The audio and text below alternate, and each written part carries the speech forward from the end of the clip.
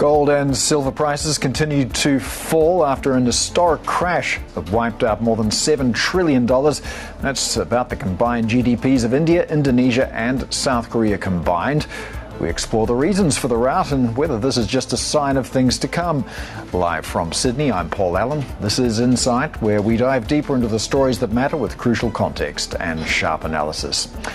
Although the nomination of Kevin Warsh as Fed chair helped to spark a sell-off in precious metals, we look at how speculators in China may also have set the stage for the slide. Precious metals expert Jeffrey Christian, managing director of the CPM Group, joins us with his take on what really drove the collapse in prices. Nasdaq futures drift lower as Nvidia punctures the AI hype. CEO Jensen Huang saying investments in OpenAI might not be as large as expected. And the Indian government's cautious budget aims to shield its economy from the Trump tariffs, but a record borrowing plan and higher taxes on derivatives are worrying bond and equity traders. Barclays India chief economist Aastha Gudwani joins us with her read on India's effort to juggle growth and spending, and Robeco's head of Asia fixed income is also going to have the market assessment. Also, we're going to speak to some of the rising stars among India's private space companies about whether they found anything in the budget that could give their plans a lift.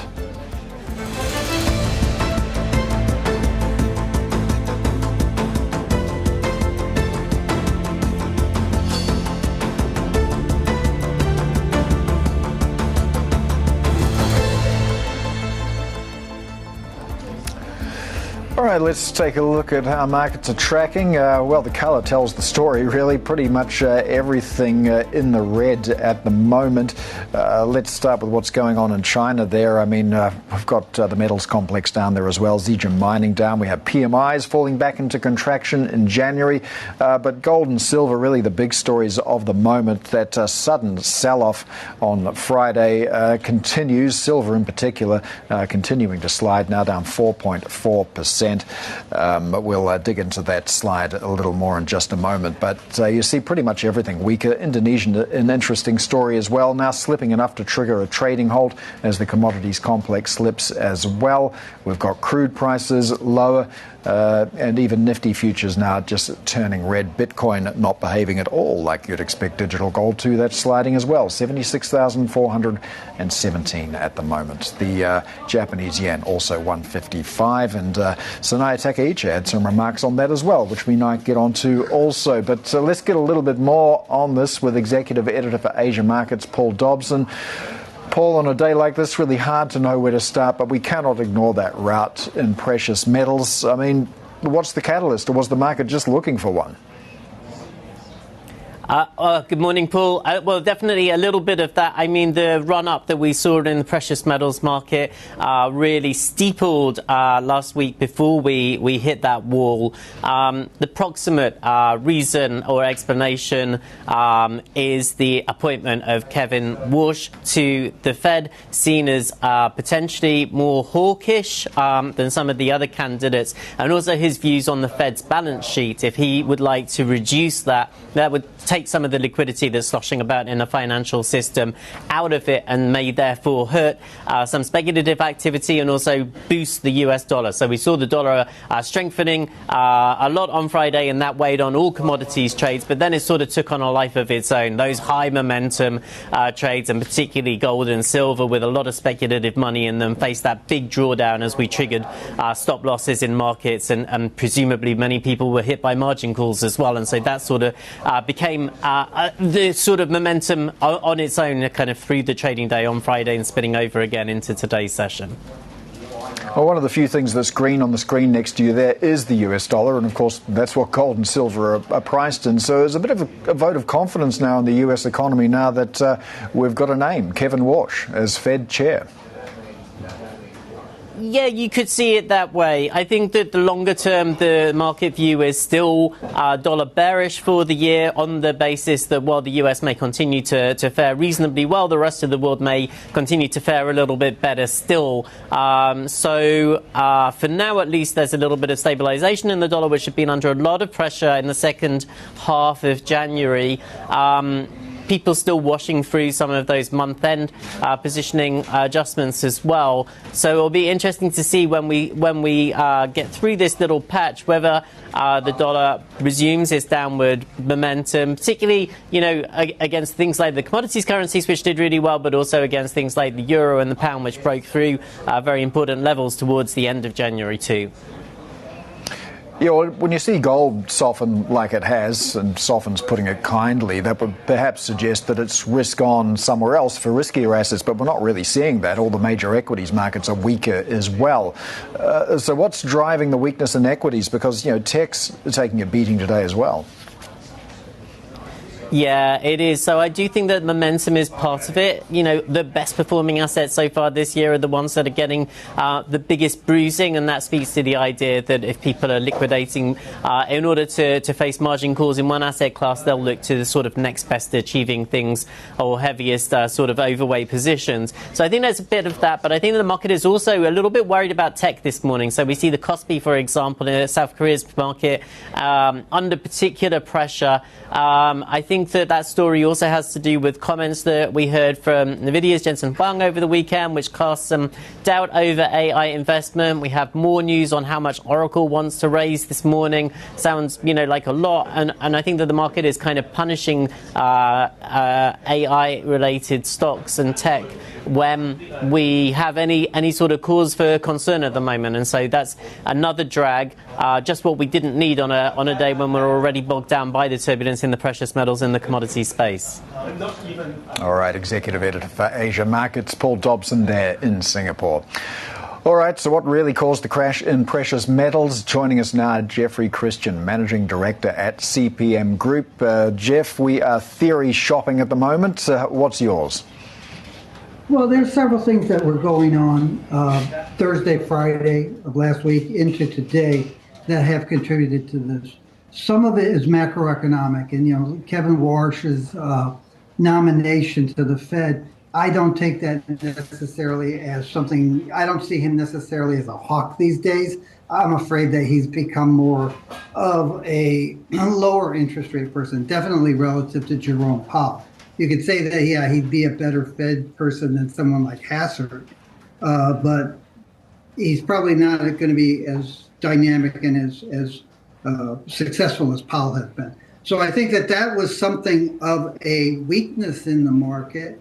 You did see the dollar tick up Thursday and Friday, and so you did have macroeconomic issues. You had a lot of political issues, United States versus everybody else. Canadian discussions, Canadian agreements with China, Canadian agreements with South Korea. You had a lot of economic factors. You saw the U.S. PPI come out. It was actually much higher than people would like. The headline was about 3%, but the core inflation was about 3.5 or 3.7%. So you still have inflationary pressures. So there were these economic and political issues, but then you had something very specific to gold. COMEX gold February contracts is an actively traded contract. And you had a large open interest in the February contract that was being rolled forward into April contracts.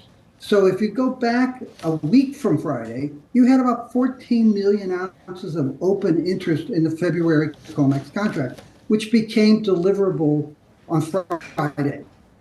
Between the previous Friday and last Friday, something like 10 million ounces of it were rolled forward into April. That had the effect of pushing gold prices up to record levels on Thursday. And then on Friday, the roll was behind the market and the price came down. And you saw that, you see this from time to time across commodity markets. So you had this February roll that pushed the price up.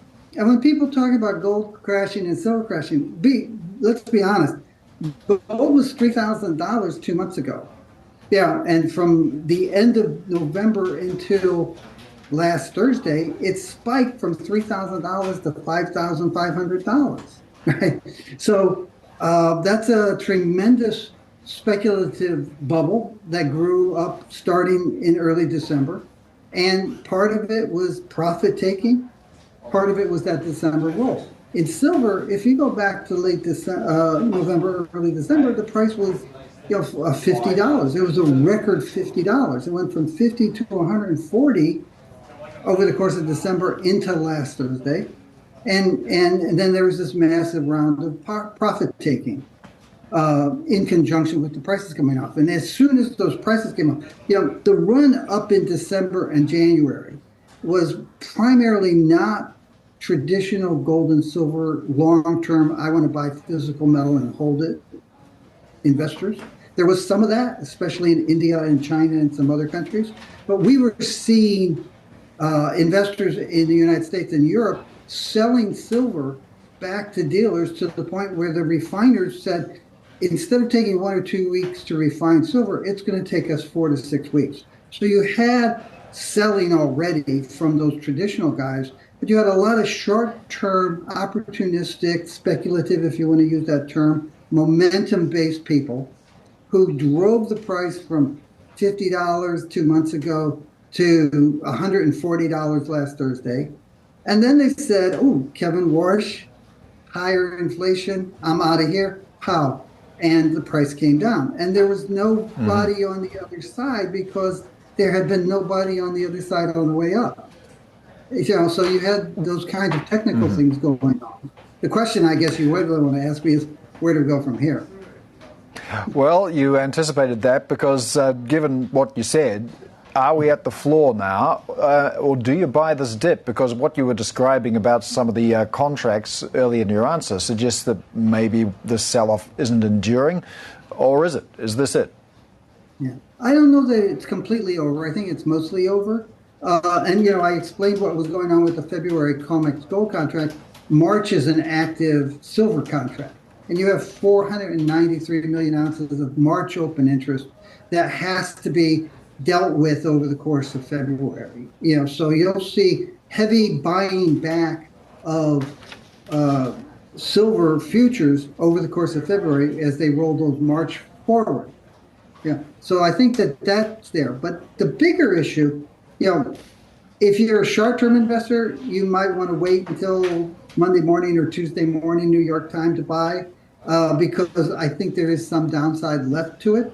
The markets will continue to be extremely volatile. They'll continue to be heavily influenced by speculators coming in and leaving the market. But the real core is looking at the economic and political environment that drives longer-term investors to buy metal.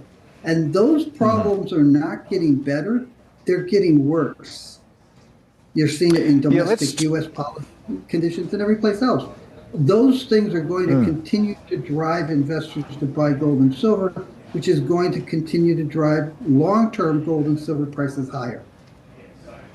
Yeah, those factors that you described, the currency debasement, the geopolitical risk, the central bank buying, these were all reasons given for the big run-up that we saw in prices. As you say, they haven't gone away. So where's the demand going to come from for gold and silver coming forward? Do you see that being sustained?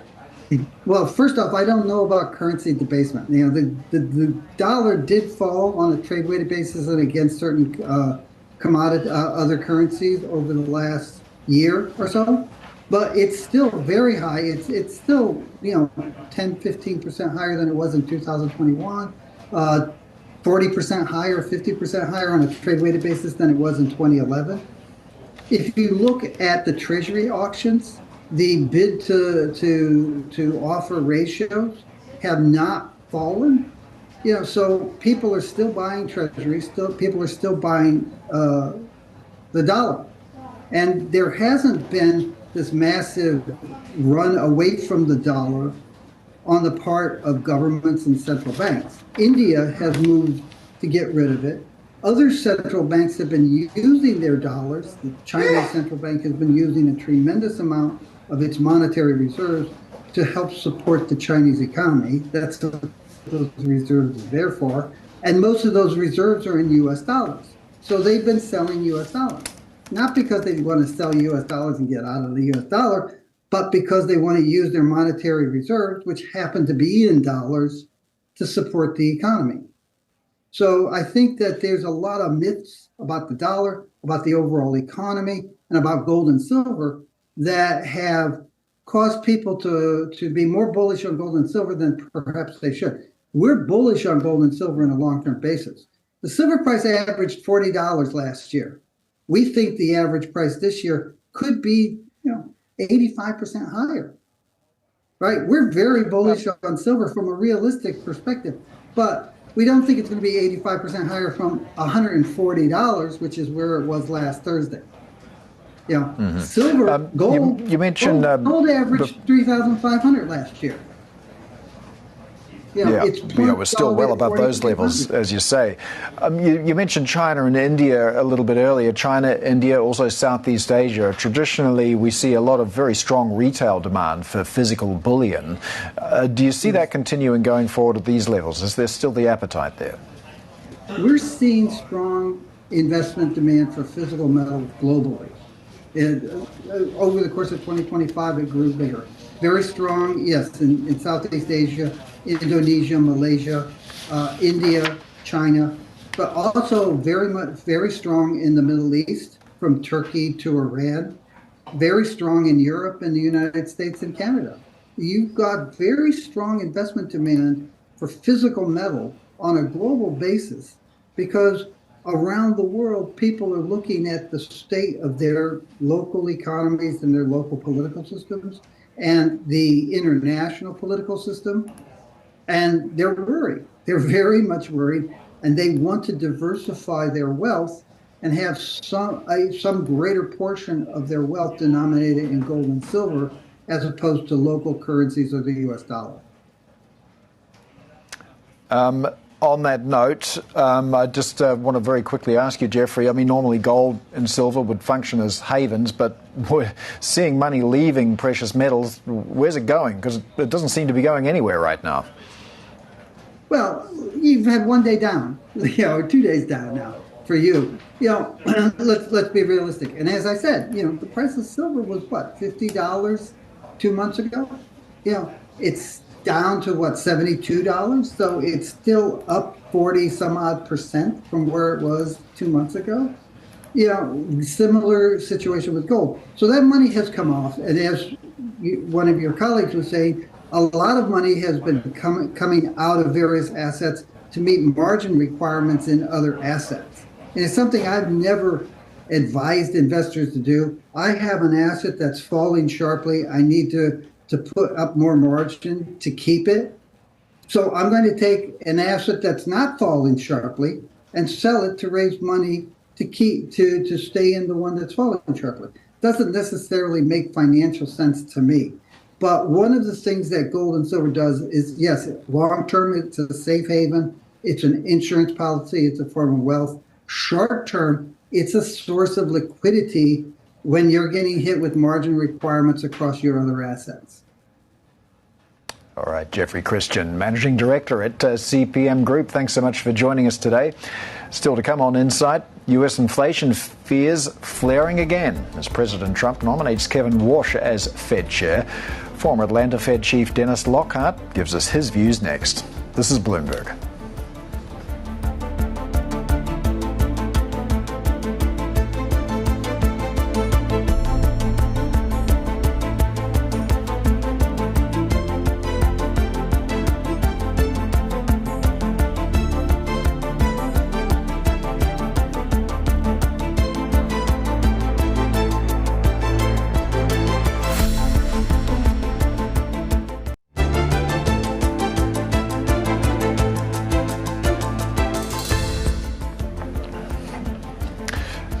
Speaking of things that are down, the Kospi also slumping 4%. Samsung, SK Hynix among the big decliners at the moment. These are, partly due to remarks from Nvidia's Jensen Huang saying that the proposed $100 billion investment in OpenAI was, quote, never a commitment. The company would consider any funding rounds once at a time, and that served as something of a profit-taking catalyst. We're seeing a lot of unwinding in the tech side of things as well, so the Kospi off by more than 4% now, and we're seeing a lot of weakness in Taiwan and Hong Kong as well. The ASX also softer. That's really a commodities story. It's really hard to know where to start when describing all the things that are losing ground today. Well, former Atlanta Fed President Dennis Lockhart says Kevin Warsh could face early committee tensions with rate cuts uncertain, but one later this year is possible. Lockhart told us Warsh is seen as hawkish on inflation and the Fed's balance sheet, but his ultimate approach may remain data dependent. You know, his history is that of being somewhat hawkish, both in terms of inflation vigilance and interest rates, as well as the balance sheet.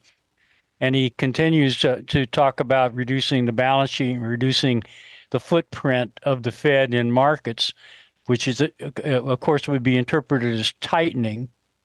At the same time, he's been aligned with President Trump and the White House in recent remarks.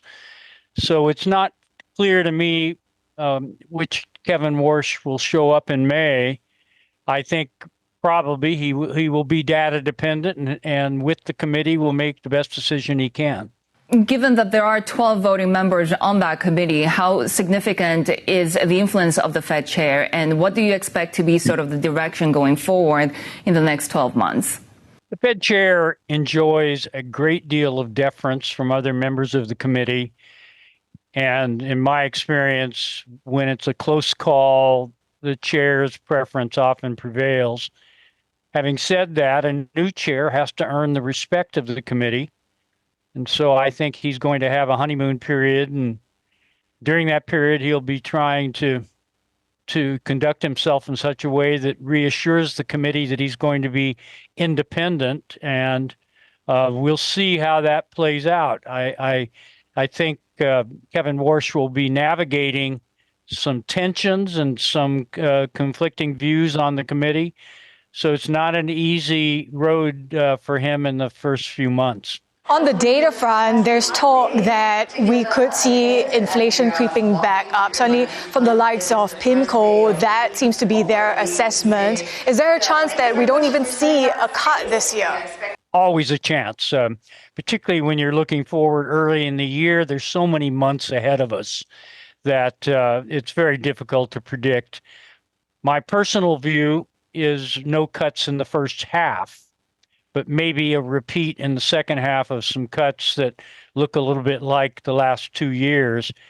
But that's just speculation at this point. It will depend on how the economy evolves.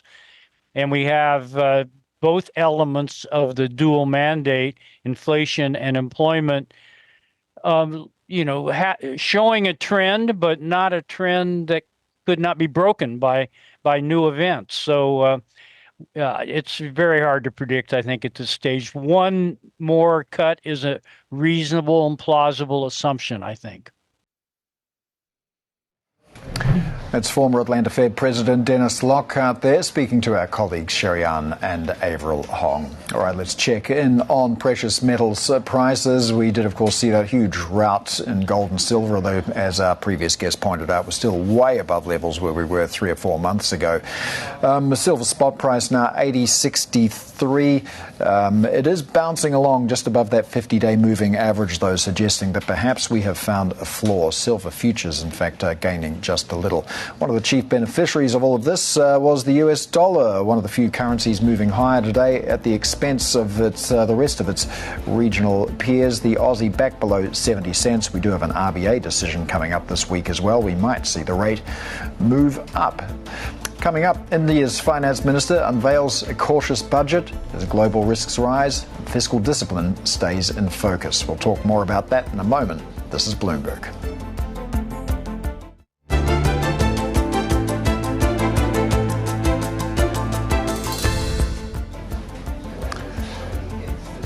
Welcome back. You're watching Insight. Here's a look at where markets stand. Mainland China heading to lunch. Japan returning from lunch to a lot of red on the screen. We have the CSI 300 off by 1% in China. We've got gold and silver continuing to slide, although the worst of the selling appears to be over. The Nikkei actually just tipping into positive territory now, up by 0.2%. Worthy mention to Indonesia as well. Now, Myanmar off by 4.7%. Indonesia did slump enough to trigger a trading halt, and this is on a slide that we've seen not just in gold and silver but also the broader commodities complex as well. And that's weighing on things here in Australia also. Now, we're also tracking the start of trading for the Indian rupee. This is after the government presented its budget on Sunday. The latest spending plan sharpens Prime Minister Narendra Modi's strategy of shielding the economy from US tariffs while maintaining fiscal restraint. Fiscal deficit kam karne. The budget focuses on reducing the fiscal deficit and inflation control. The budget also harmonizes high capital expenditure and high growth. This budget reinforces India's global role. But Finance Minister Nirmala Sitharaman's plan to raise taxes on equity derivatives trades spooked markets, sparking a sharp decline in stocks during a special trading session on Sunday. I propose to raise the STT on futures to 0.05% from the present 0.02%. STT on options premium and exercise of options are both proposed to be raised to 0.15% from the present rate of 0.1% and 0.125% respectively. Well, for more on the market reaction to the budget, let's get to Mumbai and bring in senior FX and rates reporter Subhadeep Sarkar and equities options reporter Savio Shetty. So Subhadeep, let's start with you. You were expecting a pretty rough day of trading for Indian bonds today. Yes, absolutely, Paul. The bond market and forex markets were shut on Sunday, so the market was reacting today. And the borrowing number, the gross borrowing number has come in at 17.2 trillion rupees, which is broadly about $187 billion. And that is quite a bit on the higher side compared to the market expectations. Bloomberg poll had expected a borrowing number about 16.5 trillion. So that borrowing number will weigh on the markets at a time when already we have high borrowing from the state governments taking place and yields are already at a one-year high. So that will add to the worries of RBI when it decides on policy on Friday. So Subhadeep, can you tell us a bit more about India's record borrowing plan? Yes, so the borrowing is high this year because primarily we have a lot of bunched up redemptions this year. About 5.5 trillion rupees worth of redemptions are lined up, which basically has led to a high gross borrowing number. The fiscal deficit broadly is the government has kind of kept the fiscal deficit in check. We have a 4.3% penciled in for the coming year, marginally lower than the 4.4%. The bond market was expecting a 4.2%, but so that kind of has led to a bit of the rise in the borrowing number. But yeah, and that is also weighing a bit. But broadly, post-pandemic years, we have seen the Finance Minister Nirmala Sitharaman has kind of kept the theme at fiscal consolidation while providing necessary growth impetus to specific sectors of the economy. Savi, I want to get to you now. What's driving the decision to raise taxes on derivatives trading? Hi, Paul. Good morning. So I think it's very clear that the government wants to curb excessive speculation in derivatives. They're very clear that the retail traders should be on the longer term of it and not trade in, or but make it difficult for them to trade. Hiking costs is one way to do it. SEBI had introduced a number of different measures in November 2024. Now that did hit markets. Volumes fell by around 35 to 40%. But interestingly, for January this year, we've had volumes come back to November 2024. So I think this is the second, maybe the third phase of how the government wants to look at trading. I think the idea is clear that retail participants should be going for longer term products like mutual funds and long-term investing, while as trading, etc., should be left to the professionals. So the tax rate going up to 0.05% from 0.02% doesn't sound too burdensome. Yes. How is it going to affect markets from liquidity to trading behaviour? Yes. So while it may not seem burdensome on the face of it, we need to understand that this affects a lot of players, prime among them being high frequency traders and funds that do arbitrage, local mutual funds as well as other prop traders. HFT players work on very high volume of trades and very small, you could even call them razor thin margins. Even a hike from 0.02 to 0.05 will make some of their strategies pretty much unviable. There's a strategy called scalping that pretty much goes out of the window. There is a certain fear that this may have an unintended consequence on the liquidity of the market. It is a circle. Liquidity feeds more liquidity, and if you hike taxes and make it difficult to trade, you may see some kind of liquidity drop that may happen. Okay, so some trades aren't going to be viable anymore by the sounds of it. So how does this policy change? What does it imply for the outlook of India's derivatives market?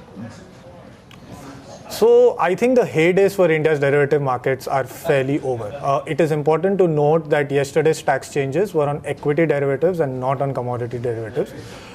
Equity derivatives saw their peak somewhere in June 2024 and have been on a steady decline. They had a good month last year. I think going forward, the markets are looking forward for SEBI's consultation paper on shorter term and longer term options. Once that is in, we will have some clarity on the products that may coming into the market. But going forward, I think it's clear that the government wants calibrated, proper trading and not excessive speculation, which has probably been the norm. We also have retail traders who are now shifting to longer term products, etc. So I think more or less a larger calibrated kind of approach over the next year is what we should see in the markets. All right, Bloomberg's Subhadeep Sarkar and Savio Shetty there in Mumbai.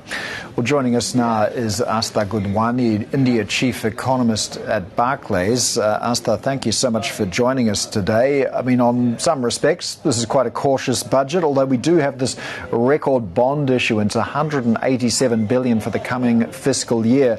Is this a wise approach in an uncertain global backdrop? Thank you so much, Paul, for having me this morning. I think it was very clear when the budget was being placed that the compulsion is not for any further meaningful fiscal consolidation, but the compulsion is to address the here and now, which is the tariff overhang that the Indian economy is currently facing. Whether you look at the modest fiscal consolidation, taking the fiscal deficit to 4.3% of GDP for FY27, down about 6 to 7 basis points versus FY26 revised estimate, or you look at the roadmap to support MSMEs through an emergency credit guarantee scheme, through setting up of an SME fund, through allowing basic customs duty exemptions on important raw materials, especially capital goods, one for solar cells or lithium-ion batteries, or you look at setting up of textile parks, chemical parks. I think the focus was very clear. This budget was in response to the tariff overhang, and this budget was to ensure that India does not miss out on the AI bandwagon. Announcing a tax holiday until 2047 to foreign companies setting up data centers in India, I think that was a very impressive mention. Add to that, setting up of dedicated rare earth corridors in select states. I think the budget had its heart in the right place, but it made sure that whatever are the immediate tasks at hand, they must be responded to. Okay, so if this budget is a response to the US tariff environment, you're saying there got some things right. Were there any reforms that you wanted to see that weren't delivered? Could it have gone a bit further? Absolutely. In fact, what we wrote when the budget came out was that markets are still looking for more. There was a very high expectation that the finance minister will pay attention to some of the tax reforms needed, especially on the withholding tax to attract more FPI equity inflows to India. Some of the tax reforms on the debt mutual fund participation in India, where the indexation benefits are no longer there, and that is impacting the AUM growth for that industry and the borrowings by mutual funds for government bonds. Both of those were missing in this budget. On the contrary, we saw an increase in STT on FNOs that the report has just mentioned. So I think financial markets did expect some sort of tax relief. but none of that came through. And that was something that I was disappointed with. That was very evident in the equity market performance yesterday and the way bond markets have opened up today. How well placed do you feel India's debt markets are to absorb the extra issuance that's going to be coming this year? So I think what's happening now is that the RBI is really becoming the buyer of last resort, so to say. We have seen RBI announce OMO purchases and FX buy sell operations one after the other. We have a policy now on February 6th where we are looking at a dovish hold by the RBI. There is very little room for the market to have enough appetite to absorb 17.2 trillion of dated government bonds. Over and above that is going to be the STL issuance. I think the RBI will have to step up and take a bunch of this purchase on its own balance sheet through OMO. We've also got debt, which you mentioned before, slowly declining as well. What are the implications here for fiscal consolidation and also India's credit rating? Thanks, Paul, for that very important question. We must emphasize now that the fiscal anchor for India has moved from deficit to GDP to debt to GDP. The objective is now to take India's center's debt to GDP levels lower to 50.1% by financial year 31, which ends in March 2031. We are well on track to bring the debt to GDP lower to 55.6% in FY27, as was estimated yesterday, down from 56.1 for financial year 26. As far as fiscal deficit is concerned, Paul, we believe that we have maxed out. There is neither the need nor the room to cut fiscal deficit for the center much lower from the 4.3% announced in FY27. Give or take 10 to 20 basis points lower is where I would peg the local minima for fiscal deficit for the center for this cycle. The peak fiscal consolidation basically is behind us. There are compulsions to promote capital expenditure-driven durable growth. There are compulsions to ensure that we respond to we rise to the occasion and become a manufacturing hub, especially as tariff overhang accelerates. And I think those will make a bigger backdrop for fiscal deficit path going forward than the consolidation needs, which in my view are no longer as pressing. Just to get back to the RBI, the point you were making there, do you think there's a risk here for the Reserve Bank in terms of putting deficit financing ahead of getting inflation under control? And what's your outlook for inflation? So India officially did away with deficit financing in early 90s. See, RBI is an inflation targeting central bank. And with inflation still tracking below target for the next financial year, I don't think that the RBI has to overlook its primary mandate to make sure that markets do not bleed. We continue to expect bond purchases by the Reserve Bank of India, not because for an yield signal, but because the demand-supply mismatch will demand so. As you're speaking there, we're keeping an eye on the rupee, which is just nudging ever closer to 92. So we have this situation where we have a seemingly ever weakening rupee. We have foreign investor outflows. We've got earnings looking somewhat tepid as well. Do you feel perhaps the budget could have done more to support these factors? Absolutely, Paul. And that's something that I alluded to, that there were a lot more things that the markets were hoping to see from this budget. In fact, the note that we wrote was that markets left in the lurch. This budget was more a vision or a vision statement than it was something to do to attract FPI inflows right away. But on your point on the INR, Paul, let me get this straight. India does not have a current account deficit problem. The reason that our BOP is in deficit is because the capital account surplus is shrinking, and that is resulting in a successive third year of a BOP deficit, and that is weighing on the INR. So if anybody is comparing India to the time when current account deficits were 4.8% and therefore the currency should get hammered, that's not the approach that we have. The currency in India has right now a very specific problem, and that is to do with relentless FPI equity outflows. Some of that is actually not even in India's hands.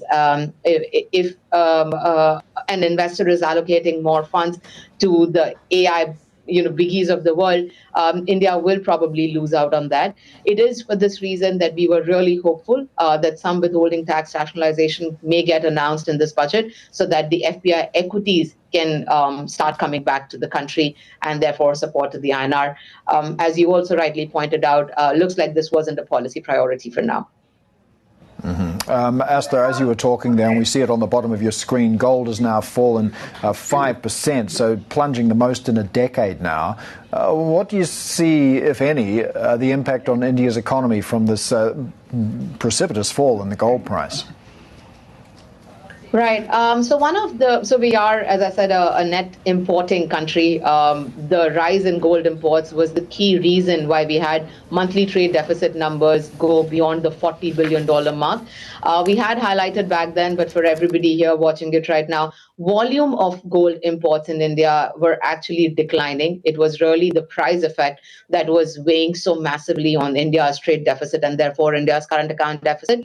The correction in gold prices is actually a very welcome move for India's external account because we are a large gold importing country. And I think this price correction will only assist the current account dynamics through giving some comfort to the monthly trade deficit numbers in India. Aastha Gudwani, India Chief Economist at Barclays. Thank you so much for joining us today with your analysis. And let's check in on how Indian markets are tracking. They've opened for trade about 60 seconds ago.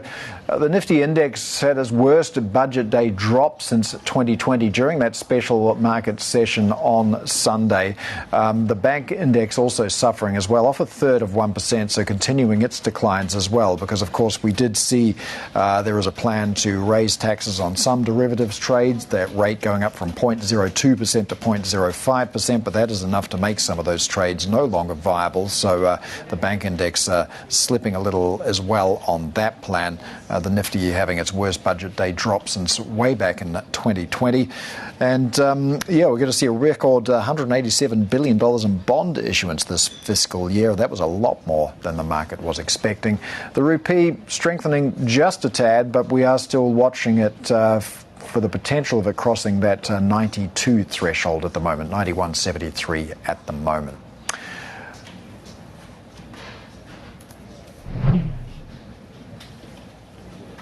Okay, let's take a look at some of the stocks that we've got in focus at the moment. We're seeing a reasonable rally at the moment in copper, zinc and aluminium stocks on the left of your screen. And this is despite a fair bit of selling that we saw in the commodities complex earlier today as well.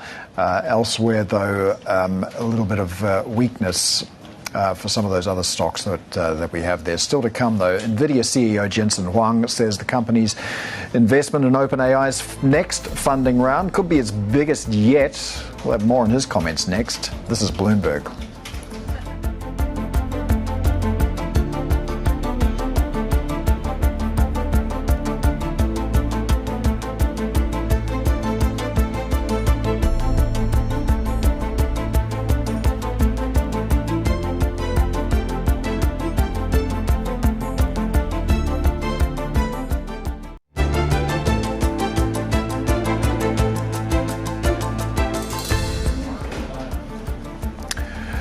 Welcome back. You're watching Insight. Let's take a look at how Kioxia shares are performing at the moment, extending losses now by to 10%. This is the biggest decline we've seen since November 26th last year. And this is just a couple of days after surging more than 9% after announcing that it was extending an agreement with SanDisk to produce flash memory by 5 years. So giving up all of those gains, and might have something to do with some of the remarks we heard recently from Jensen Huang, which has been weighing on the entire tech complex. Jensen Huang sharing more details about the firm's commitment to OpenAI, and this comes after the Wall Street Journal reported that Nvidia's plan to invest up to $100 billion is stalled. Speaking in Taiwan, Huang told reporters the company would definitely participate in OpenAI's latest funding round. Sam is closing the round, and we will absolutely be involved. How much? Can you say how much? Can you say how much? We will invest a great deal of money. Probably the largest investment we've ever made. The large? Yeah. So is that going to be over 100 billion? No. Nothing like that. Well, for more, let's get to our Asia Tech correspondent, Annabelle Jewellers in Hong Kong. So, Belle, he had a lot to say. What else did he mention? Yeah, well, it was sort of I guess, not walking back, but certainly a clarification of sorts there. So I think it's important to get to the context of what he's exactly referring to, because back in September of last year, this was a point where OpenAI and also Nvidia signed a letter of intent. And what that signaled was that they'd be forming a strategic partnership where OpenAI would be building out huge data center capacity to the tune of 10 gigawatts, and they would be using Nvidia systems to do that, so representing millions of GPUs for OpenAI's next generation AI infrastructure. This is all on the OpenAI website back, as I said, in September of last year. So this figure on the investment, you can see there up to $100 billion that Nvidia would be planning to invest. And this is what Jensen Huang is seeking to clarify here. It's that up to that is very significant, because he's saying that yes, Nvidia is going to be investing a great deal of money. You can hear there in the soundbite, he won't be drawn on exactly how much, but he is going to be taking it one step at a time, and certainly not putting $100 billion into the next funding round. So yes, I guess clarification, as I said. Yeah, so to what degree was this miscommunication, or are there some reports that Jensen Huang is getting a little bit concerned about investing in OpenAI?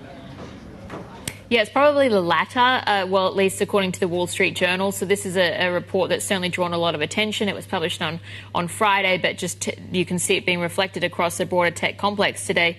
Essentially, this publication, or the Wall Street Journal, said that Nvidia's plans to invest in OpenAI have stalled. So they're saying that actually the talks really haven't progressed since that letter of intent was signed in September of last year. And the concerns are really on behalf of Nvidia, that Jensen Huang apparently, again, according to the Wall Street Journal, is saying behind closed doors that he's concerned potentially about competition that OpenAI faces with other models. And we've seen that, of course, with the likes of Alphabet's Gemini, for instance, Anthropic, but also about the way that OpenAI is being run.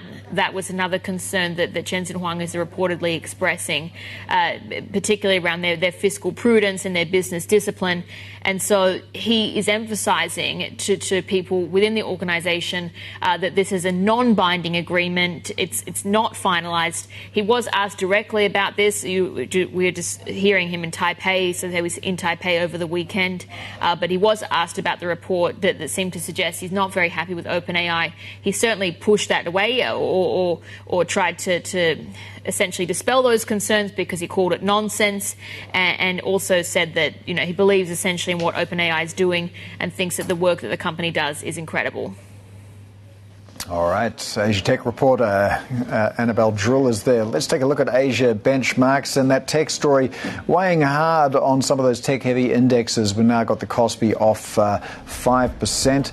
A little bit under that now, 4.89, but you get the picture. The Hang Seng Index softer as well. So SK Hynix, Samsung among those leading the declines in South Korea. Still ahead, Robeco's Chow is going to give us her market outlook as gold's plunge deepens, and we'll be live at the Singapore Space Summit opening today.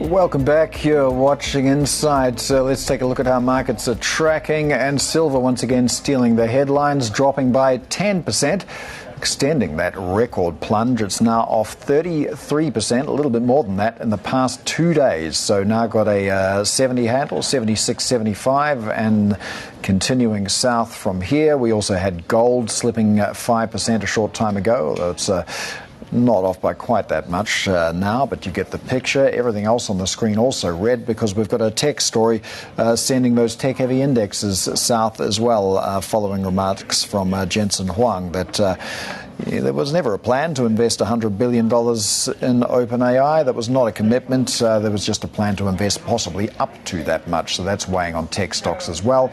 And we're seeing the rupee pretty soft also. That's backing away from that 92 level. Markets in India doing okay now. The Sensex up by about 1/3 after some initial selling in the early going following the budget over the weekend, which sees a little bit more debt issuance than expecting. A lot of the content of that budget dealing with the impact of US tariffs. A lot of spending going to be on manufacturing and infrastructure as well. Well, President Trump's selection of Kevin Warsh also having something to do with the weakness in metals prices.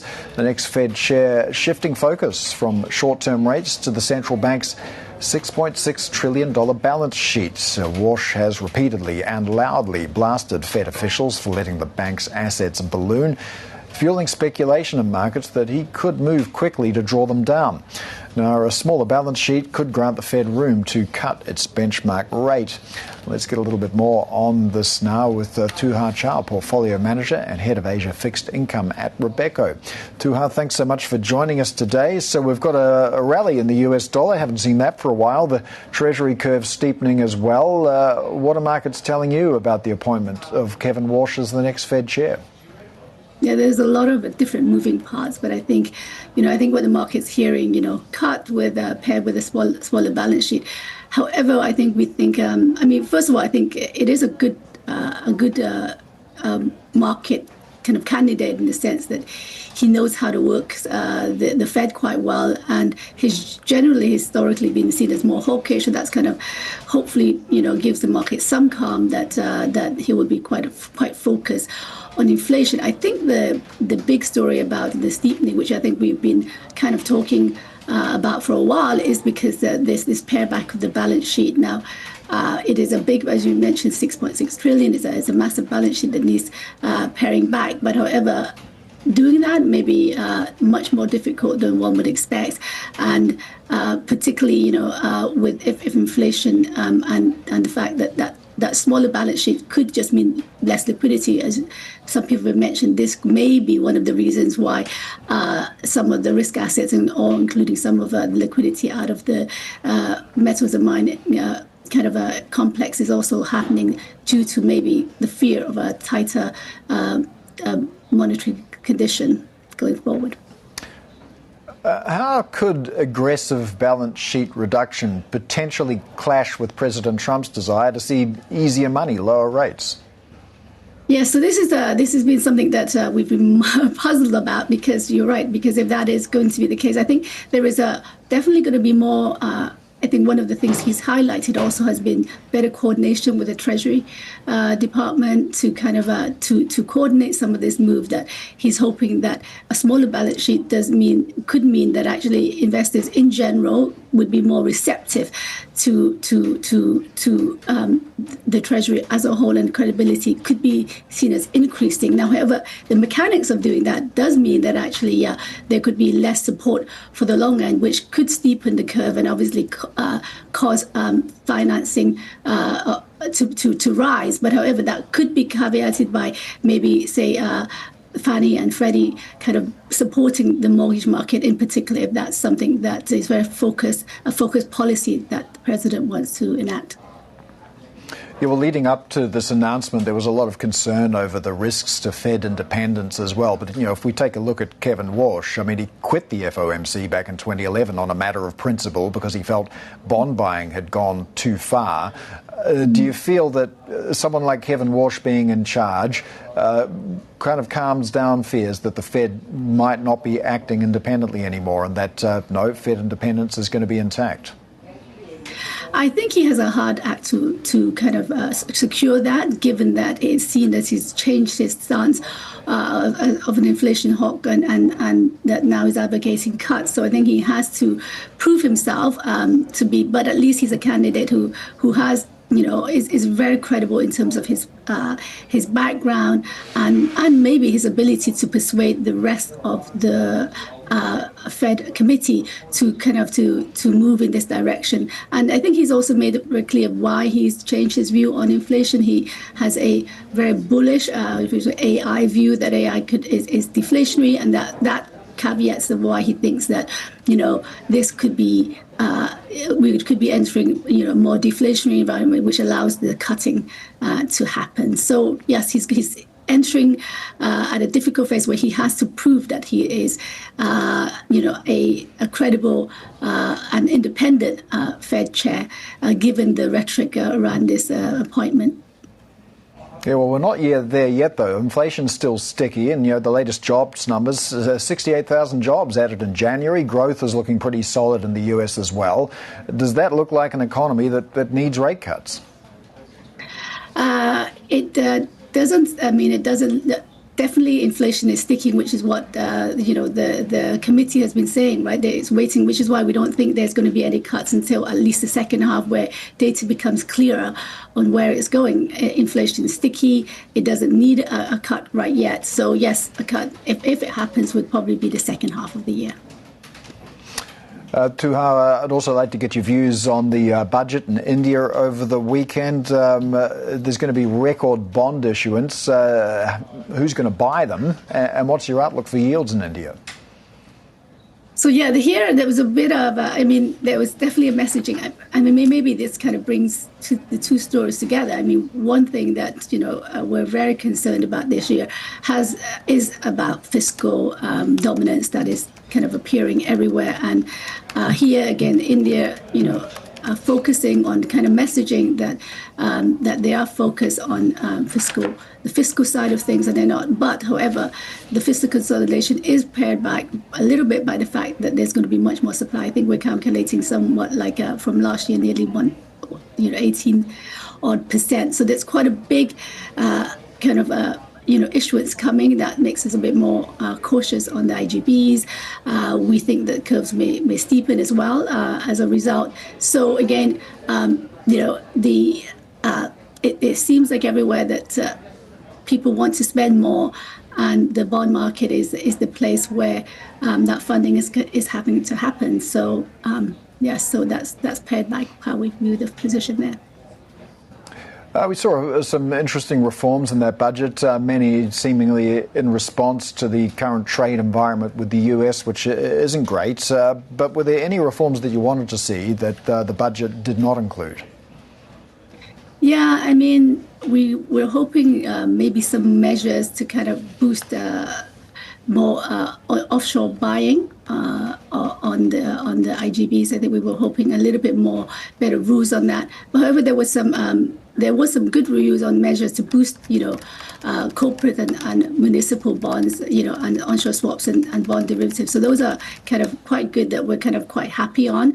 I think the one thing that we haven't had actually spent much time on, but we want to think a little bit more on a more long-term story on India is the capex and the focus on the domestic economy. I think again, India is a domestic story. If they can, focus on storing up what's going on there, and I think it's been quite promising on some of the manufacturing data that's coming out, and as they shore up like the real economy there, that could actually be in the long term a bit more of a bullish story. But for now, the bond market funding that is what we're near term concerned about.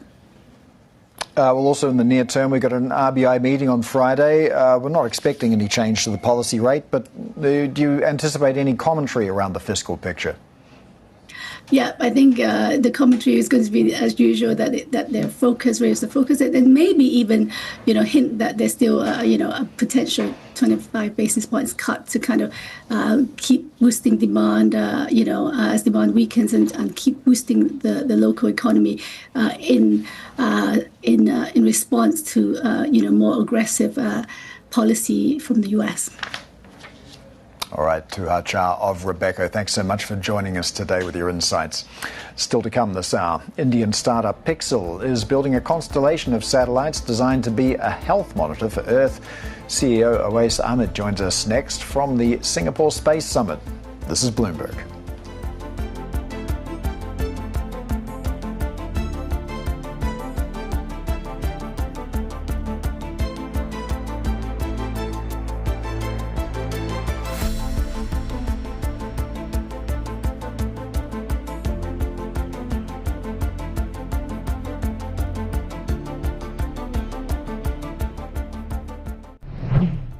Fiscal deficit कम करने The budget focuses on reducing the fiscal deficit and inflation control. The budget also harmonizes high capital expenditure and high growth. This budget reinforces India's global role. Indian Prime Minister Narendra Modi on his government's budget. India's Finance Minister Nirmala Sitharaman also announced plans to cut taxes on equipment imported to process critical minerals. In a bid to reduce dependence on China, the budget pledged support for mineral-rich states to set up dedicated rare earth corridors. We now propose to support the mineral-rich states of Odisha, Kerala, Andhra Pradesh and Tamil Nadu to establish dedicated rare earth corridors to promote mining, processing, research and manufacturing. For more, let's bring in Bloomberg reporter Alisha Sachdev in New Delhi. So, Alisha, what is India planning to do to develop its own supply of rare earth magnets? Well, Paul, firstly, as we just heard in the audio, the finance minister in the budget on Sunday announced that the country would be looking at developing some rare earth corridors for mineral-rich states, which is Andhra Pradesh, Kerala, Tamil Nadu and Odisha.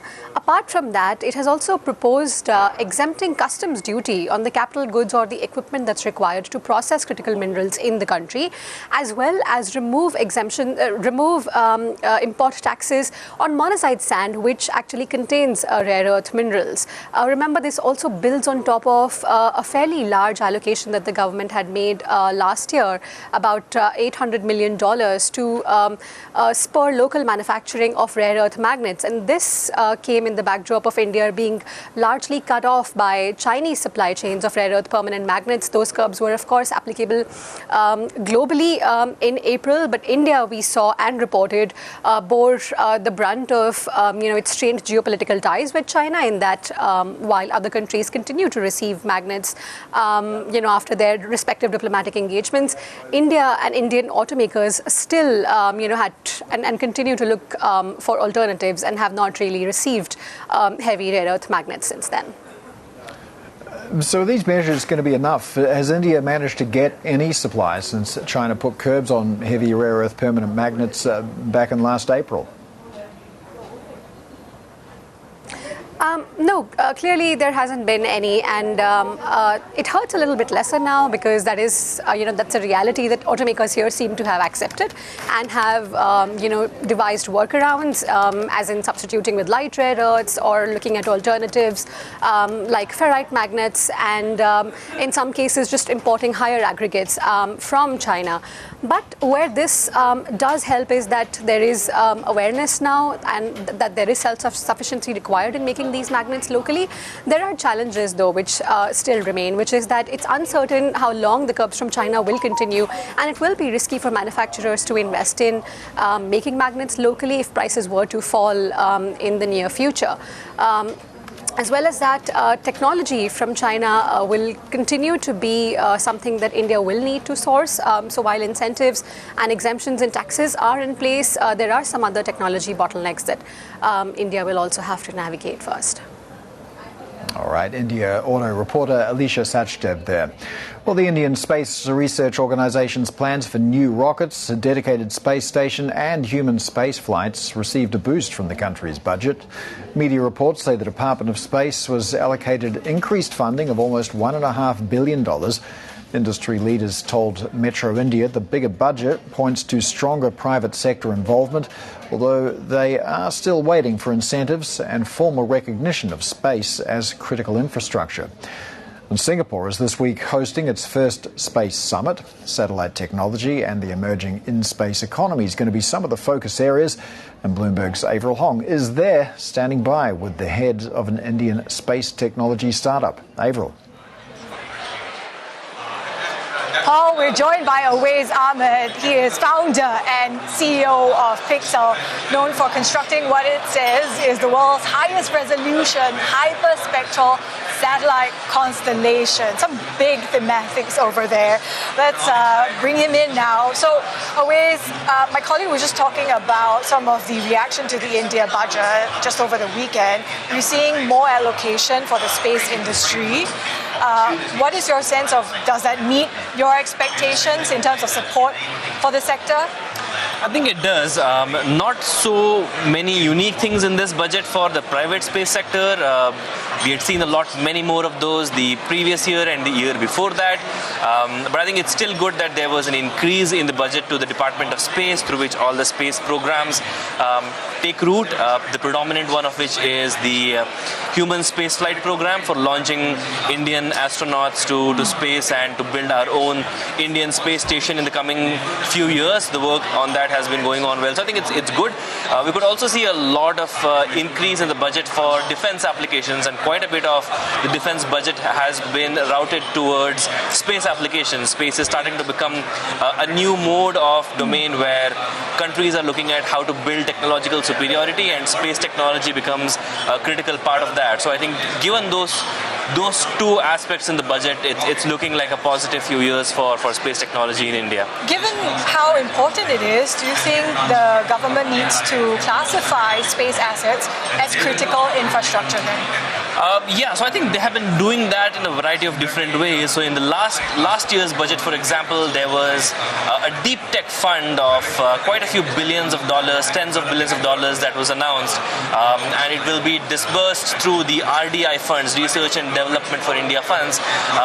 And space technology has been described as a sunrise sector, a sector that is important for the nation, and there will be long-term loans and grants and equity positions that the government of India, through sovereign funds and through second-level asset managers and banks, that will be providing these fundings to companies like us that are building infrastructure projects. So in a way, the sunrise sector label for space technology in India is something that has already been recognized.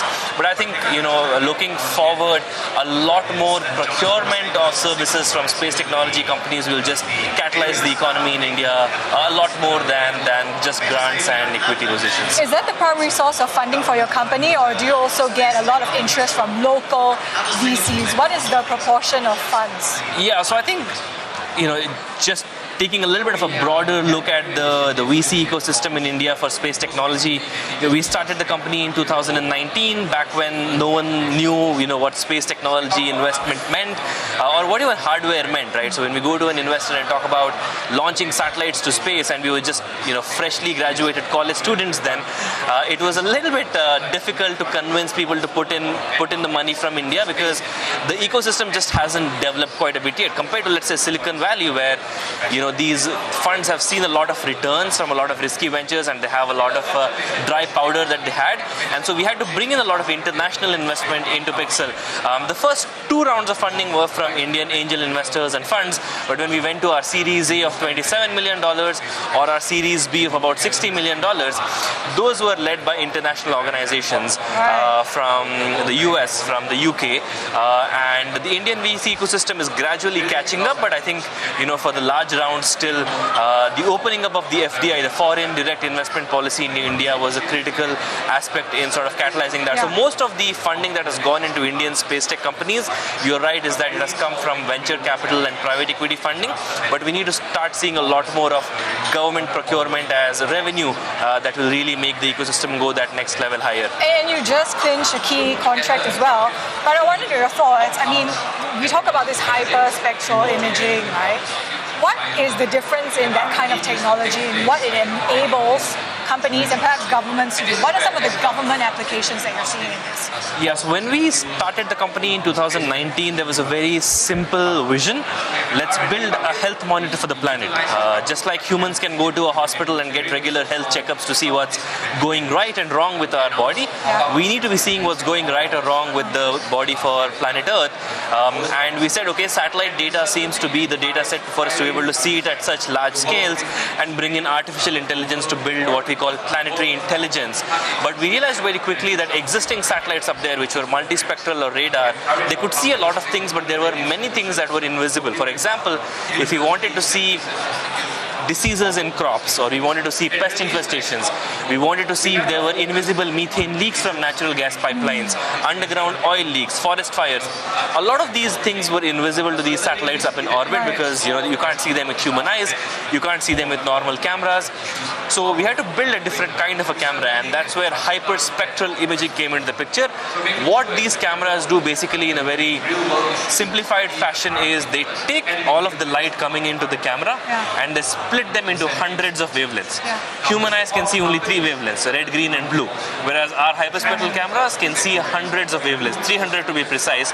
And so what that means is when we are looking at a farm, we are not only seeing that it's a farm and that it's green, we are seeing if there is a change in the spectral signature. It's like supervision in a way, right? It's like an X-ray machine from space. Given these sort of possible national security or government applications, have you seen, given how space is such a hotly contested arena, against the geopolitical backdrop, have you seen increased demand for your products? We have, yeah. Even before we launched our Firefly hyperspectral satellites last year, which were our flagship commercial satellites, we had ended up signing, about $100 million or so worth of contracts the few months before that in anticipation of the launch. And that just goes to show that a lot of customers globally in the defense and intelligence space, in the agriculture space, in the oil and gas space, they had a pent-up demand for seeing more things on planet Earth.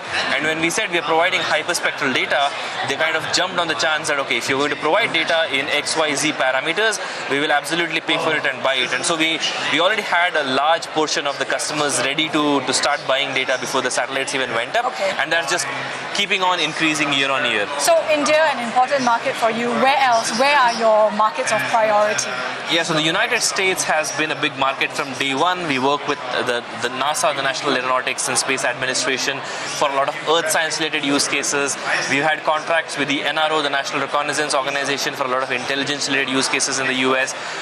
We work with a lot of European companies as well. We work with Australian companies like Rio Tinto for mining related operations. So I think we have clients right now in every continent except Antarctica. And the plan is to keep on increasing the number of customers in each of those. But the biggest ones are North America and Europe, followed closely by growing India.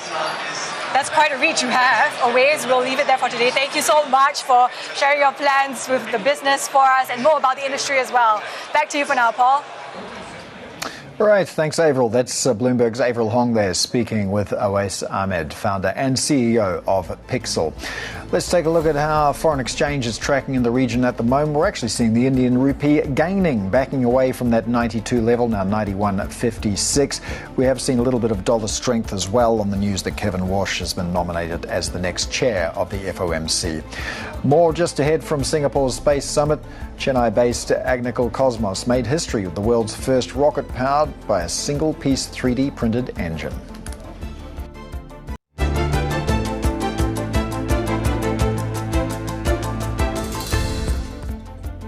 So when I established this company 8 years ago, it's actually there are not so many companies, including the established one and the startup, maybe less than 20 like that, just tried making the new market with the out-of-the-vision data. But now I think over, including the analytics company, over I think 50 or 60, maybe hundreds more companies try to commercialize the out-of-the-vision data. And I think current market is strongly led by the demand from the national security. We are open to all global markets, each and every single market. That's kind of our interest. But for now, based on our evaluation of, let's say, economics, population, the gap of connectivity, we are more looking at like Southeast Asia, Middle East, Africa, and Latin America. Those are the regions where the economy is actually going up, while there is still, some connectivity gap. Industry experts discussing the outlook for orbital commerce at Singapore's first space summit. And let's get back there now and rejoin Avril, who's with the CEO of one of the most valuable private space firms in India. That's right, Paul. Srinath Ravichandran is co-founder and CEO of Chennai-based Agnikul Cosmos, which specializes in 3D printed rocket engines and small satellite launch vehicles. Great to see you, Srinath. So we have this technology. It's 3D printed, no less, and the idea behind it is perhaps to speed things up, bring costs down. Where are you in the reusable race? So the next launch is going to be an attempt to prove that we can reuse. In a country where we have predominantly done solid rocket-based, launch vehicles, we have taken the approach of going with liquids because we wanted to attempt reusability. And I think now we are at a point where we understand the engines really well, and we can throttle them up, we can throttle them down, and do all of that stuff very well. So in the upcoming mission, we will be attempting recovery of the booster. When is that again? Probably in the next 6-7 months, I think we should be there. Okay, so what is the timeline for commercial launches then going to look like? And how many times would you have to sort of launch in a year for a payoff? So from a payoff standpoint, I think maybe 3 to 4 launches, we should be able to break even. But I think the commercial tag gets added only after like 3 or 4 developmental launches, right? We do get paid before that. I don't know if you can call it commercial. Right. We're also seeing, of course, this is a space that's long been dominated by SpaceX. Yep. I wonder how you view the company. Are they seen as a competitor, someone that you try to glean lessons from? Do you think they have too much of a monopoly in the space? SpaceX has been an inspiration. I think that is the big one from them. Today, a lot of small satellite operators go to SpaceX. So in that sense, in some way, they are a competitor. But I mean, they're building like trains that go to space, and they're building, cabs that go to space. So they're not really competitors, right? But because there's no one else, a lot of small satellite operators ride with SpaceX today.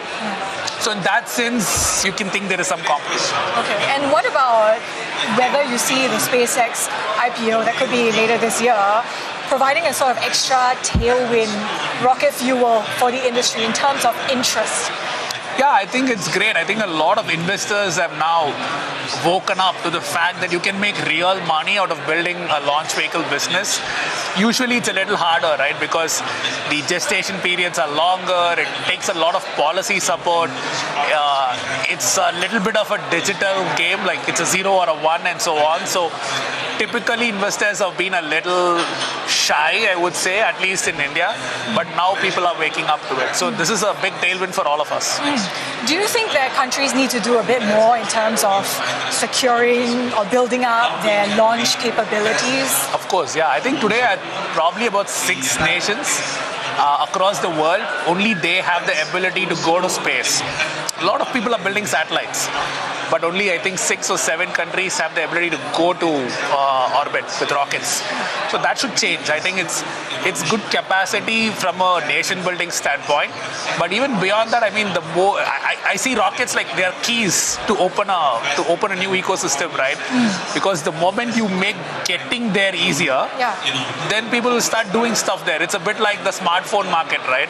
There are apps that for applications that we didn't even think about. It became possible because we all have something in our hand that we can use. So like the rocket, we call our rocket as Agniban. I always think of Agniban as a key that opens space for everyone. Yeah, unlocking the potential. Unlocking the potential, literally, yeah. So what are you seeing in terms of, based on this dynamic that you're telling me, the interest from global VCs? Is it mostly still coming from local VCs now? Where's the funding coming? For us, it has so far been very India-focused, local VCs. But as there is more noise about India policy opening up, India's focus on deep tech, we are seeing foreign VCs as well come in. We do have already some investments from US investors, but we are seeing more interest now. And what about the revenue growth that you're expecting? Because we are seeing some Indian leaders, they think that within the next 10 years, we can see the industry grow 5-fold. What is that going to mean for your revenue growth? Well, I think even without specific India growth, there are so many people not getting rights to space when they want, from where they want to where they want to go at the price they want. So even outside the India story, there is so much demand. Like today, we have about 25 people or so we have signed up with, and all these people are not from India, right? And so I think with India, it's going to even double or triple, and we will now have to start focusing on scaling up even more faster. So numbers-wise, overall revenue growth, what are we looking at a 10-year horizon? 10-year horizon, yeah, should easily touch about 300-400 million per year of revenue. So that looks like you could reach that path to profitability. Absolutely, yeah. Profitability should come in the next 1 or 2 years. That's great news, and you're now valued at $500 million, fast on your way to unicorn status. Does that mean the eventual goal is a listing and IPO? Yeah, listing and IPO, yeah, absolutely. In terms of timeline, what is the projection? Probably another 4-5 years, right? We want to go to IPO at a point where a hiccup in one launch is not going to be a game changer for the company. Like if you're doing like 50 launches a year, one launch this way, that way is not going to make a real difference. So I think that's the sweet spot for IPO for a rocket company. So that's what we're looking at. So that'll probably be around 2030, 2031, something like that. Talk to us about this ecosystem that you're operating in. I mean, we've just heard from the budget over the weekend in terms of allocation. It's a bit more for the space industry. But does it meet your expectations for government support, the signals that it's sending to the sector? Yeah, I think there was not that much of an explicit mention on space, but what I saw as a positive in the budget is there's so much focus on the entire ecosystem building. Like there was so much effort done on training, like training for actually developing people to do those hard skills, right? Which is going to translate across sectors. So even if people are getting trained in the semiconductor world or in the AI world or in the data center world, I think those are skills that will translate to the space sector as well. So money is, I think, one part of the story. It's not the only part of the story. So this budget for me was about the government is out there to do overall development, not just like throw money at a sector, because that is not going to solve all the problems. You talked about this immense potential, the optimism for the demand. Where will your key markets, your clients mostly come from? I mean, who is coming to India to launch their satellites or their other products into space?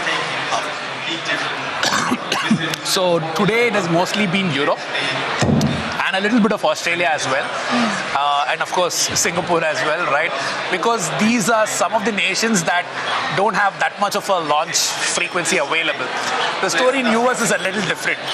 There are a lot of people who are not getting the launches that they want from SpaceX, but still you have Rocket Lab there. And you have SpaceX also there, so there is generally a bit more hesitation to come towards Asia. But I think if you just think of it as America and rest of the world, the rest of the world will definitely consider any Indian launch vehicle company as a big one. Which is great news for your business. Srinath, thank you so much. It was really good to chat with you. Speaking here with the CEO of Agnikul Cosmos. Paul? All right, thanks very much there, Avril. Well, Philippine-based airline Cebu Pacific says supply chain and engine availability issues are easing and problems could be over in 2 years. CEO Mike Szucs told us the easing operational pressures follow a record year for the carrier. We came off a very good year last year. We ended the year strongly. December was our busiest month ever. 2.7 million passengers took us to 27 million passengers for the year. So we grew by 10% through the last year. And we're carrying that now into this year as well. I anticipate growth this year to be of the order of, 10, maybe a little bit higher percent as we go through. Obviously, we're managing all the issues on supply chain, monitoring the engine situation. But we've got a better handle on that now, I think, than we've had. We've had a few years doing this, managing the situation. And I think people like Pratt & Whitney are now starting to get a handle on it as well. There's signs that things are improving. So I'm confident of the sort of 10% guidance that we're giving forward for the year ahead. So do you think you'll still be dealing with these Pratt & Whitney issues in the second half of the year? I mean, in what shape and form by then? I think we've got another couple of years to run, right. But we're going to start seeing things improving in terms of the number of AOGs that airlines have. We had about, at times, 16 aircraft on the ground last year. We're currently at 8, and we expected to sort of maybe stay at that level for a few more months and maybe come down then towards the end of this year. And then next year again, it will start to come down. By 2028, I think we'll start to see the end of it. Okay, you are also taking in new aircraft at this time, aircraft that have a record number of seats. I wonder how is that playing into helping you with costs? Well, no, it's absolutely, it's wonderful, the cost. It's also good from a sustainability point of view, the environmental footprint that each passenger makes when you put more seats on the aircraft. And I mean, we led the way in this with our 330s. We've got 459 seats. We work with Airbus on that. That aircraft has the lowest unit seat cost of any aircraft out there, period. And indeed the lowest environmental footprint per passenger. Now we've taken that thinking onto the A320s. The A320s, we now have a 194 seat A320. But which is only 6 seats more than others. But what we've done is we've very clever engineering from Airbus. They've moved the galley. They've moved the galley from a lateral position to a longitudinal position, which generates the extra 6 seats. And the comfort level for the passengers is exactly the same. And all we've lost is 1 trolley. But what we've gained is 6 seats, and it lowers our seat cost by 3%. Now, in an environment where cost means everything to the passengers, that 3% is significant. So we're very pleased with this aircraft, and it's been well received already whilst it's flying. Cost means everything to the passengers. Is coming after a year where low oil prices have helped the industry. Do you expect that to continue this year, given all the geopolitical developments? Well, I think the natural trend for the moment is oil to come down. The only thing that's going to keep it up and cause it to spike, as we saw last week, is on the geopolitical front. But the long term, I think for the next year or so, is that oil is going to soften. And of course, that is good for everyone in the industry. And certainly that's going to help us through this year if oil prices continue to trend down. But we do need to monitor for, as you say, those geopolitical issues that crop up ever more regularly. To what extent are you also perhaps factoring the cost from the weakness of the Philippine peso? Because we know how most of your costs are denominated in the dollar, the greenback. So what is that meaning for you? Yeah, about 2/3 of our cost is dollar based, and so the shift on the peso does cause us some concern. But of course, we offset that through all the other mitigation measures we do on cost. You know, the seat cost change due to the extra seats on the A320 as an example. But overall, we're seeing with the fuel coming down as well, the net effect so far is that we expect costs this year on a unit basis to come down. And to what extent are you going to be able then to pass on these cost savings to your passengers? Well, as I say, this year I'm expecting our unit costs to come down from where they were last year overall. I think it's a combination. Yeah, fuel is a positive for us. It's a good variance for us, whereas obviously the FX is slightly against us. But we are getting more efficient. We are getting more efficient in terms of utilising our assets. We're having fewer aircraft parked on the ground. So our asset utilisation is up, and that translates into lower costs as well. That's Cebu Pacific CEO Mike Szucs speaking to Bloomberg. Coming up, oil in focus as Iran's top leader warns of a regional war if President Trump orders an attack after sending a military flotilla to the region. We'll have an update next. This is Bloomberg.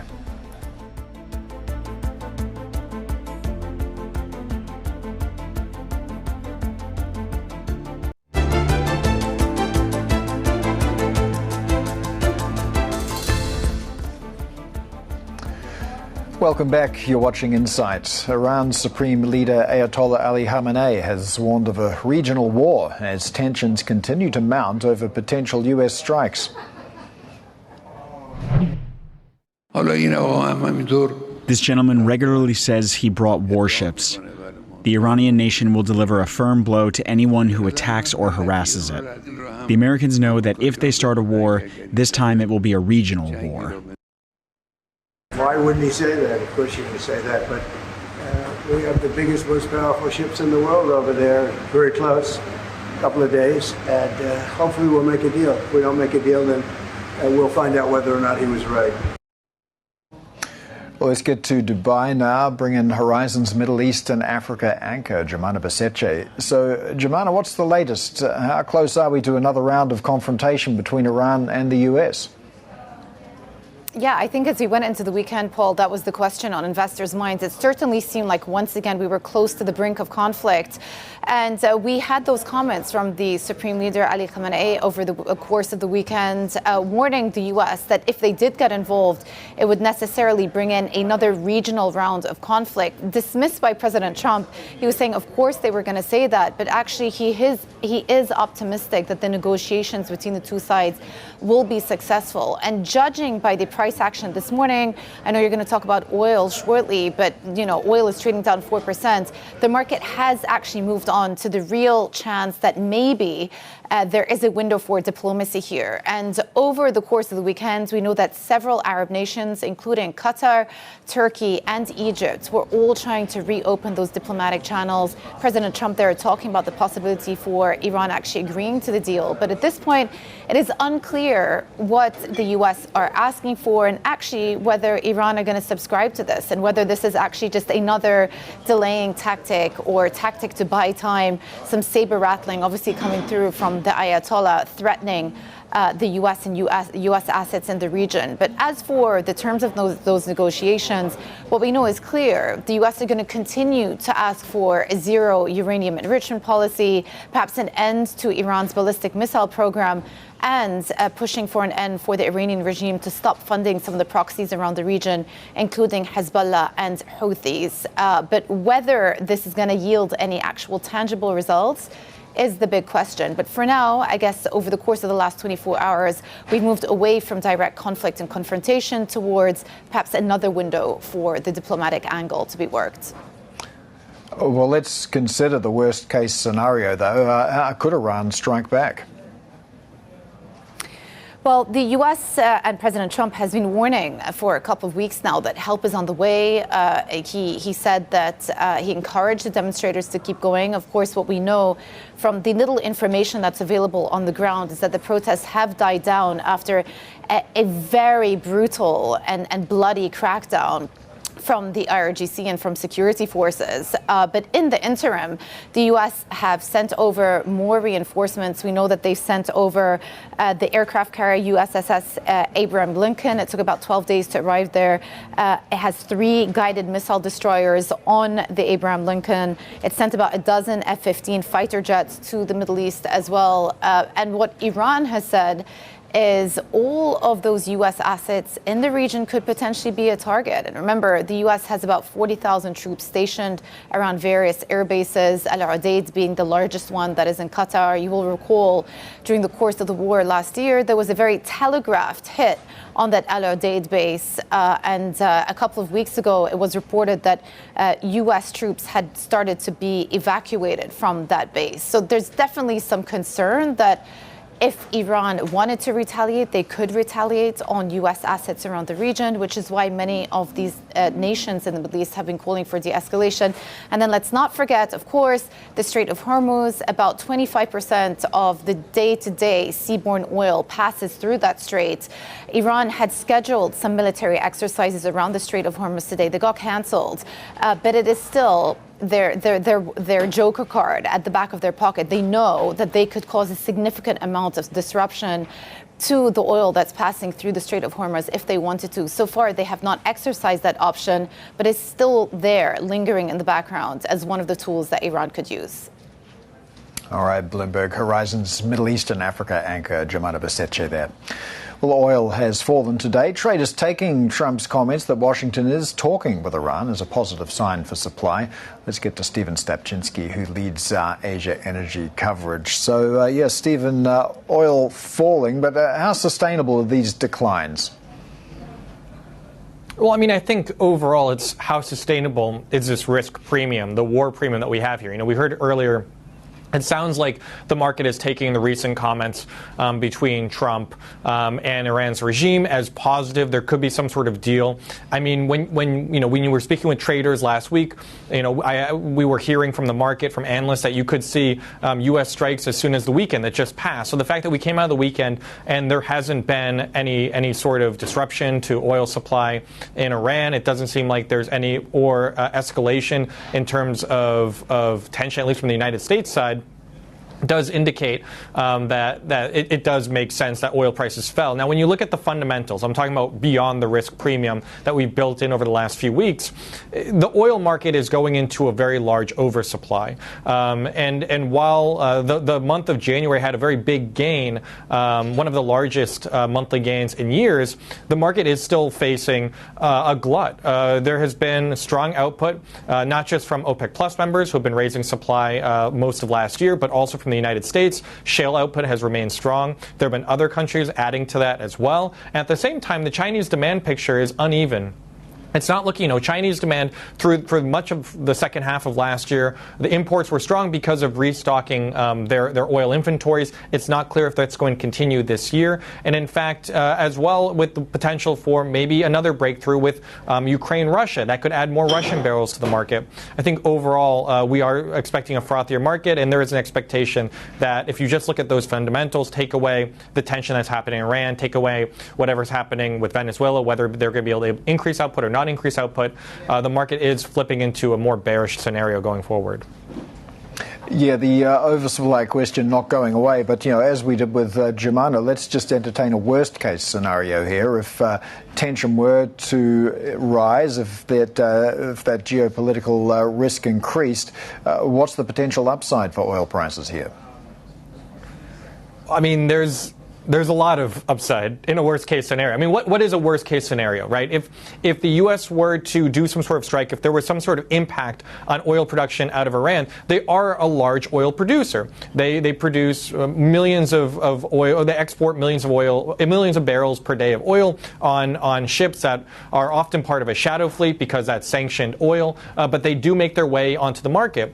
If there's any impact on supply, that's barrels that are on the market. There will be a knee-jerk reaction. How high will it go? It's really unclear. If this were happening a few years ago when the oil market was tighter, you would see surges into the $100 levels for Brent. We're now at 66. If we see that, we're not going to see the exact same reaction. If there is a shutdown to the Strait of Hormuz, that's when you start to see a really large reaction because it's a key conduit for supply around the world. All right, Bloomberg, Stephen Stapczynski there, who leads our Asia energy coverage. Thank you. Okay, let's take a look at how gold and silver are performing. They have been the story of the past couple of days. We are continuing to see declines, although silver picking itself up off the floor. It was down more than 10% at one stage, now down 7%. It is bumping along just above that 50-day moving average. Gold futures down about 1% as well. All right, before we go, here's a look at tomorrow's show. We are going to be coming to you live from the Indonesia Economic Summit in Jakarta.